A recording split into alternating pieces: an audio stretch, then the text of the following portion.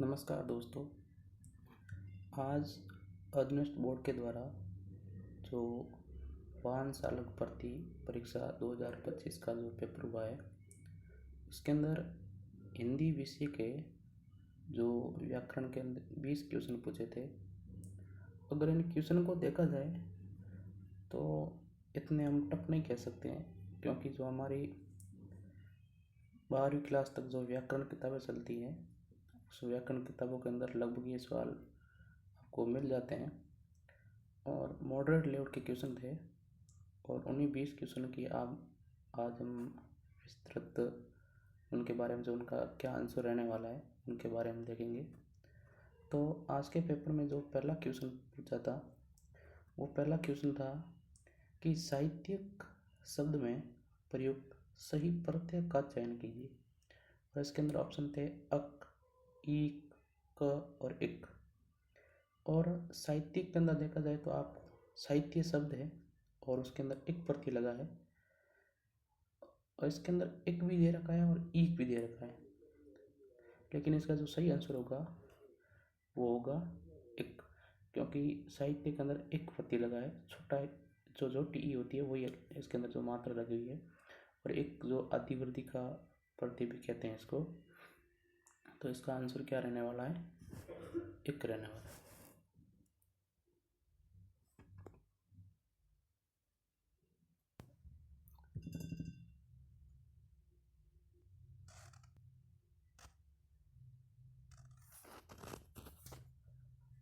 अगला जो हमारा क्वेश्चन है, दूसरा क्वेश्चन। जो दूसरे क्वेश्चन में एक तरफ तत्सम शब्द दे रखे थे और दूसरी तरफ दे रखे थे तद्भव शब्द, और इन तत्सम और तद्भव को क्या करना था? मिलाना था। तो इसके अंदर देखा जाए तो हमें जो तत्सम 4 शब्द दे रखे हैं, पहला शब्द दे रखा है इक्सु। तो इक्सु का क्या हो जाएगा? एक, यानी पहला का क्या हो जाएगा? 4 हो जाएगा। दूसरा है अष्ट, अष्ट का क्या हो जाएगा? अष्ट का 8 हो जाएगा। तीसरा है दधि, तो दधि का क्या हो जाएगा? सब जानते हैं, दधि दही को कहते हैं। और 4 नंबर है पृष्ठ, तो पृष्ठ का क्या हो जाएगा? पीठ हो जाएगा। तो इसका आंसर क्या हो जाएगा? ए में 4, बी में 1 और सी में 3 और डी में 4, सॉरी डी में 2। तो हमारा आंसर क्या आ जाएगा इसके अंदर? ए इसका हमारा राइट आंसर होगा।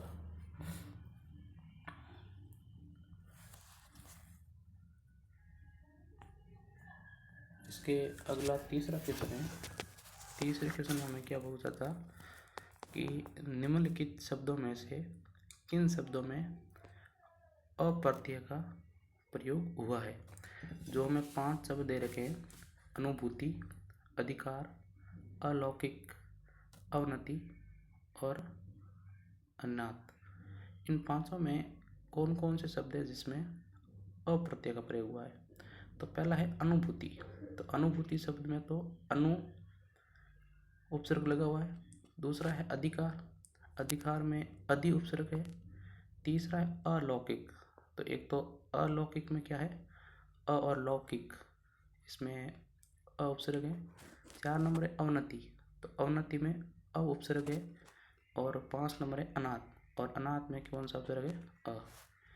तो इस तरह हमारा जो इसका आंसर है, वो आंसर क्या हो जाएगा? 2 शब्द के अंदर जो सी और ई, इन दोनों के अंदर क्या है?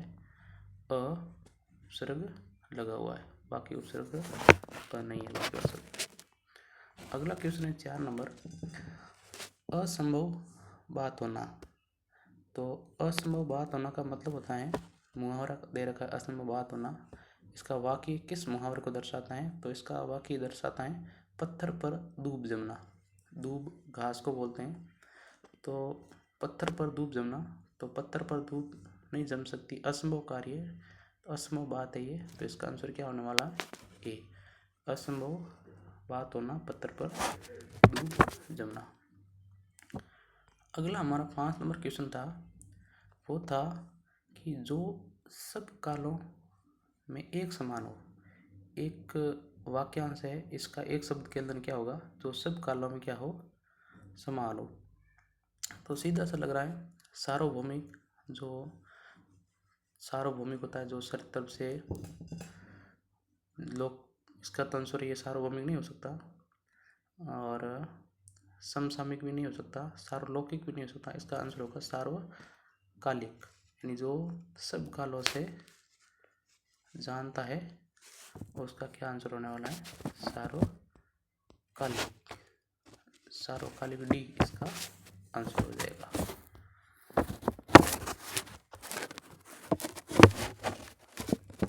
अगला क्वेश्चन है 6 नंबर। इसके अंदर जो प्रशासनिक शब्दावली होती है उससे रिलेटेड ये क्वेश्चन पूछा था, और इसके अंदर भी एक साइड में 4 इंग्लिश के वर्ड दे रखे हैं और उसका जो प्रशासनिक शब्द होता है हिंदी में वो दे रखा है एक साइड में। तो इसका पहला है एक्वेट बॉल। तो इसका आंसर क्या, एक्वेट बॉल किसको बोलते हैं, दोस्त व्यक्ति को एक्वेट बॉल बोलते हैं, दोस्त व्यक्ति को। बी है एक्यूज, और एक्यूज का अर्थ होता है अभियुक्त। क्या होता है, अभियुक्त। 3 नंबर देख रखा है एक्वेसिशन। एक्वेसिशन दे रखा है, तो इस एक्वेसिशन का अर्थ होता है अर्जन या उपार्जन।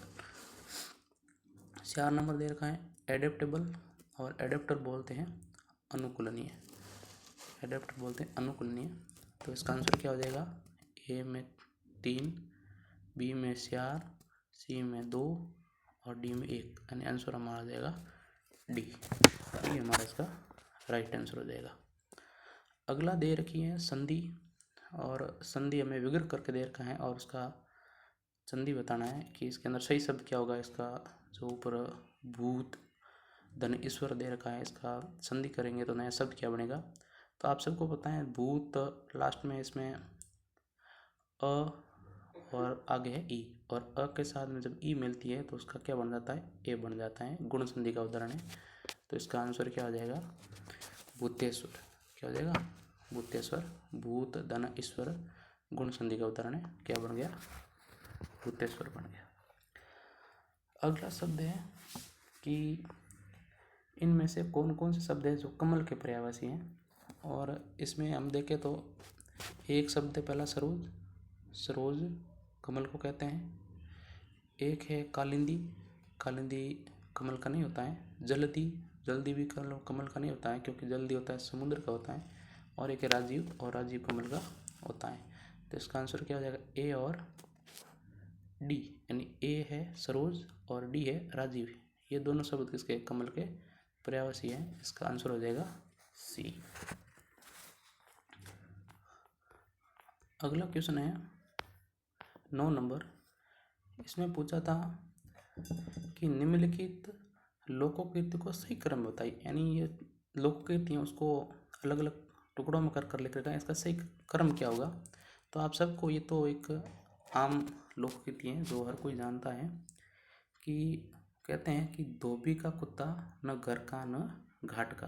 तो सबसे पहले धोबी, सी धोबी का कुत्ता, ए न घर का, बी न घाट, ई और का, डी। तो इसका आंसर क्या आ जाएगा, डी आंसर हो जाएगा। धोबी का कुत्ता न घर का न घाट का। अगला क्वेश्चन है 10 नंबर।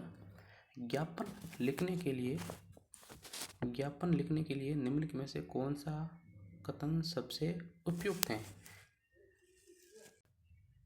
इनमें से बताना है कि ज्ञापन जो लिखते हैं हम, ज्ञापन के लिए इनमें से कौन सा कथन सबसे उपयुक्त है। यानी इसमें से 3 कथन तो गलत है, एक कथन सही है।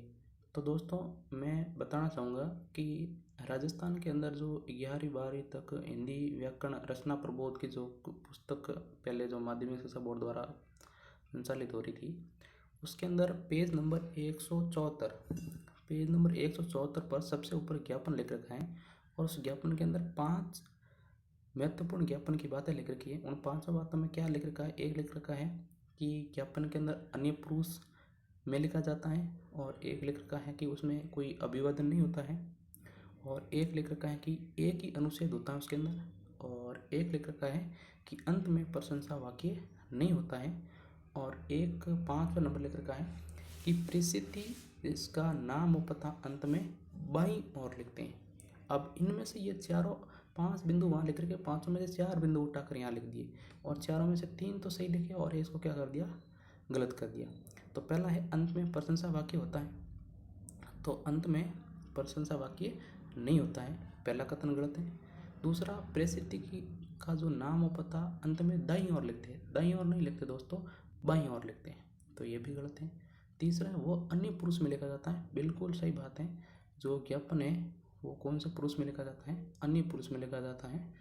और डी है अभिवादन होता है, अभिवादन नहीं होता है दोस्तों, ये उसके अंदर लिख रखा है, तो इसका आंसर क्या हो जाएगा, सी हो जाएगा, ये अन्य पुरुष में लिखा जाता है। अगला क्वेश्चन है 11 नंबर, अर्धशासकीय पत्र में संबंध में कौन सा कथन सही नहीं है। और यही सेम टू सेम वापिस उसी किताब के अंदर जो पेज नंबर 176 है, शायद 76 या 73 के अंदर वापिस ये लिख रखा है, या तो 73 पे या 76 पे है, ये सेम टू सेम अर्थशास्त्र के पत्र के संबंध में लिख रखी बातें, उसके अंदर लाइन सीधी लाइन लिख रखी है कि ये आपसी सलाह मशविरा करने के लिए लिखे जाते हैं, बिल्कुल सही बात है। इसमें वैचारिक आदान प्रदान भी हो सकता है और सहायता के लिए भी लिखे जा सकते हैं, बिल्कुल लिखे जा सकते हैं। ये अनौपचारिक पत्र होते हैं जिनमें आत्मीयता का स्पर्श होता है, बिल्कुल सही बात है। और 4 नंबर है, ये समकक्ष अधिकारी को नहीं लिखे जाते हैं, यही बात करते हैं क्योंकि ये समकक्ष अधिकारियों को लिखे जा सकते हैं, तो इसका आंसर क्या हो जाएगा, डी हो जाएगा।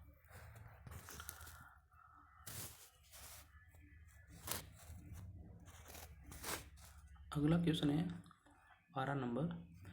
12 नंबर के अंदर क्या पूछा है कि एक साइड में सर्वनाम के भेद है और दूसरी साइड में उदाहरण दे रखे हैं। तो पहला है निजवाचक सर्वनाम, तो सबको बताएं, वो आप खा लेता है, तो आप खा लेता है तो कौन सा सर्वनाम है, निजवाचक सर्वनाम है। और दूसरा है अनिश्चयवाचक, अनिश्चयवाचक में होता है कि उसका कोई निश्चित पता ना हो तो उन्हें कुछ दे दो, तो बी में क्या हो जाएगा, 2 हो जाएगा कि उन्हें कुछ दे दो, बी में क्या हो जाएगा, 2 हो जाएगा दोस्तों। ए में हो जाएगा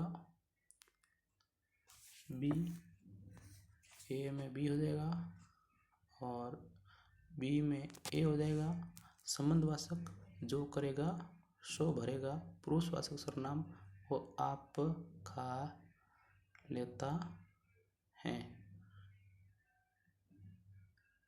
सॉरी दोस्तों, मैंने यहाँ पर थोड़ा गलत बता दिया आपको, इसका जो आंसर है, एक मिनट, मैंने एक ऊपर वाला गलत लिख दिया। निजवाचक सर्वनाम, निजवाचक है कि वो आप खा लेता है, तो ए में क्या हो जाएगा, 3, वो आप खा लेता है, तो ए में क्या हो जाएगा, 3, ए में 3 हो जाएगा, बी में 1 हो जाएगा, सी में 4 हो जाएगा और डी में 2 हो जाएगा। यानी आप कहाँ जा रहे हैं, ए पुरुषवाचक सर्वनाम है, क्योंकि निज का मतलब होता है खुद का, और खुद के बारे में तीसरा वाक्य है, ये कह रहा है कि वो आप खा लेता है, तो इसका आंसर क्या आ जाएगा, ए में 3,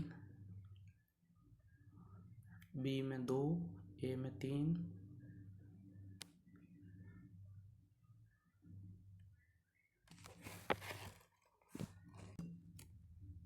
इसमें ए में 3 हो गया, बी में 1 हो गया, सी में 4 हो गया और डी में 2 हो गया, तो आंसर हो जाएगा इसका डी, डी इसका राइट आंसर हो जाएगा। अगला क्वेश्चन है 13 नंबर। 13 नंबर क्वेश्चन है कि निम्नलिखित में से शुद्ध शब्द का चयन कीजिए, इनमें से शुद्ध कौन से, तो आशीर्वाद शुद्ध है, इसमें संन्यास शब्द है, ये भी शुद्ध है, और इसमें जो उज्ज्वल शब्द है ये भी शुद्ध है। लेकिन दोस्तों जो इसमें प्रज्वलित है ये गलत है, क्योंकि प्रज्वलित में एक ज आता है आधा, और कौतूहल है, इसमें ये जो तू है ये तू बड़ा होता है, तो ये दोनों क्या है, ये दोनों गलत है। तो इसका आंसर हो जाएगा ACE।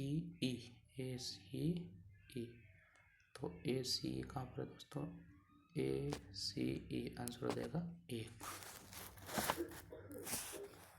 अगला क्वेश्चन है 4 नंबर में निम्नलिखित में से कौन सी क्रिया सक्रमक नहीं है? यानी इसमें से कौन कौन सी क्रिया है जो सक्रमक नहीं है? सक्रमक नहीं है इसका मतलब अक्रमक है। तो पहली देखो, खिलौना किसने तोड़ा? तो खिलौना किसने तोड़ा, तो इससे हमें ये भी पता चल जाता है कि इसके अंदर हम क्वेश्चन पूछते हैं क्या या किसको किसको से, तो आंसर निकल रहा है तो उसमें सक्रमक है, और नहीं निकल रहा सक्रमक नहीं है। तो खिलौना किसने तोड़ा, तो किसने क्या तोड़ा? खिलौना तोड़ा, तो इसमें तो निकल रहा है आंसर, इसका मतलब ये तो सक्रमक है। दूसरा है दिनेश पढ़ रहा है। दिनेश क्या पढ़ रहा है? अब इसका कोई क्रिया क्रम कोई निश्चित नहीं है, तो क्या पढ़ रहा है? तो एक तो गया बी। राजू को दवा पिलाओ। राजू को क्या पिलाओ? दवा। इसका मतलब ये तो सक्रमक है। और डी है मैं हंसता हूँ। तो हंसता हमेशा अक्रमक क्रिया होती है, तो एक हो गया डी। और वगीस है वो सो रही है, तो सोना क्या होती है? अक्रमक क्रिया होती है, तो ये भी सक्रमक नहीं है। इसका नाम BDE आंसर हो जाएगा हमारा सी। अगला क्वेश्चन है 15वां। विलोम शब्द है, आपस में इनको मिलान करना था। तो आगमन का क्या हो जाएगा? निर्गमन। अभिमुख का क्या हो जाएगा? विमुख। अनुरुक्त का क्या हो जाएगा? विरक्त। और आरंभ का क्या हो जाएगा? अवसान। तो हमारा आंसर क्या हो जाएगा? ए में 4, बी में 2, बी में 1, सी में 2, सी में हमारा 2 हो गया, और डी में 3 हो गया। आंसर हो गया हमारा सी। आंसर क्या हो गया? सी। अगला 16 नंबर क्वेश्चन है, उसका संधि का भी क्वेश्चन है ये भी, और सच्चिदानंद दे रखा है, तो सब जानते हैं इसका। सत धन चित्त धन आनंद, तो आंसर हमारा क्या हो जाएगा? सी। सत धन चित्त धन आनंद। अगला है 17वां। तीसरा व्यक्ति ज़्यादा समझदार है, इस वाक्य में तीसरा क्या है? कि कौन सा विशेषण है बताना है? गुणवाचक है, परिमाणवाचक है, या क्रिया विशेषण है, या संख्यावाचक विशेषण है? तो आप सबको पता है तीसरा कोई गुण तो है नहीं, तीसरा कोई परिमाण। अगर 3 किलो ऐसा होता तो व्यक्ति का परिमाण होता नहीं है, और क्रिया विशेषण तो है नहीं, तो संख्यावाचक विशेषण। तीसरा क्या है? संख्यावाचक विशेषण। आंसर माना जाएगा डी। और 18वां क्वेश्चन है दोस्तों, इसके बारे में एक बात कहना चाहता हूँ कि वर्तमान काल और भविष्य काल के कर्मों से कितने भेद है? तो हमारी कक्षा 10वीं 12वीं 11वीं के अंदर जो 9 से 12वीं तक चलती है हिंदी व्याकरण NCERT की, उसके अंदर तो वर्तमान काल के भेद दे रखे हैं, वो दे रखे हैं 5, और भविष्य काल के भेद दे रखे हैं 3। तो ऐसा तो इसमें कोई ऑप्शन नहीं है। लेकिन जो हिंदी व्याकरण रचना प्रबोध माध्यमिक शिक्षा बोर्ड राजस्थान की चलती थी, उसमें दे रखा है वर्तमान काल के ऐसे भेद तो नहीं दे रखे, लेकिन उसके अंदर 3 वर्तमान काल के और 3 ही भविष्य काल के। तो उसके अंदर उस किताब के हिसाब से देखें तो 3 है, और NCERT के हिसाब से देखें तो 5 और 3 है। तो इस क्वेश्चन को मैं थोड़ा एक बार छोड़ूंगा, क्योंकि दोनों किताबों के अंदर अलग अलग है, तो क्योंकि दोनों भी ऑथेंटिक किताब है। अब किसका मानते हैं? माध्यमिक शिक्षा बोर्ड वाले के मानते हैं, या फिर NCERT है उसका मानते हैं। अगला क्वेश्चन है 19वां क्वेश्चन है